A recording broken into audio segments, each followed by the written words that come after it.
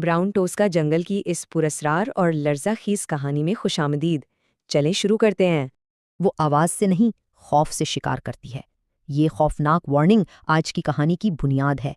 دن کے وقت بالکل پرسکون نظر آنے والا یہ گاؤں رات ہوتے ہی ایک بھیانک روپ دھار لیتا ہے۔ ان لمبے درختوں کے بیچ ایسا عجیب احساس ہوتا ہے جیسے کوئی ہر وقت چھپ کر دیکھ رہا ہو۔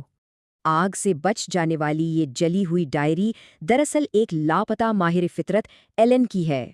ایلن کے نوٹس میں ایک ایسی نامعلوم اور خوفناک مخلوق کے خاکے تھے جو بالکل غیر فطری تھیں۔ گاؤں کی متجسس لڑکی سارا نے جب اسے پڑھا تو شروع میں ان خاکوں کا خوب مذاق اڑایا، لیکن جیسے جیسے صفحات پلٹے، سارا کا یہ سارا تجسس ایک انتہائی گہرے خوف میں بدلنے لگا۔ ڈائری کی سب سے لرزہ خیز بات اس عفریت کا شکار تلاش کرنے کا طریقہ تھا، خالص خوف۔ اور پھر اسی رات وہ کتابی خطرہ کھڑکی کے بالکل باہر حقیقت کا روپ دھارنے لگا۔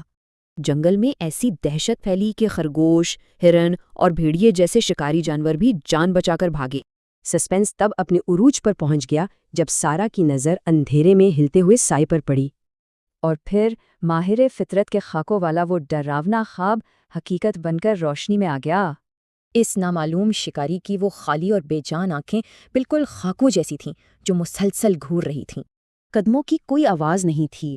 یہ عفریت دراصل اسی خوف کو کھاتا ہے جو وہ پیدا کرتا ہے۔ خوف کے مارے سارا نے وہ ڈائری فوراً بند کی، لیکن ایک آخری لرزا دینے والا جملہ دیکھ لیا۔ کہانی پڑھنے والا ہی اگلا شکار ہے، یہ جملہ خطرے کا رخ سیدھا پڑھنے والے کی طرف موڑ دیتا ہے۔ اچانک دروازہ خود بخود کھلتا ہے اور تحفظ اور اس شکاری کے درمیان کی آخری رکاوٹ ٹوٹ جاتی ہے۔ ہوا چلنا یکدم رک گئی، جیسے ارد گرد کی تمام زندگی اور حرکت اچانک غائب ہو گئی ہو۔ پورے براؤن تکسانہ جنگل میں ایک مردنی سی چھا گئی۔ شکار ختم اور وہ شکاری بلاخر اندر آ چکا تھا۔ چونکہ کہانی پڑھنے والا ہی اگلا ہدف ہے، تو لرزا دینے والا سوال یہ ہے کہ اب کون دیکھ رہا ہے؟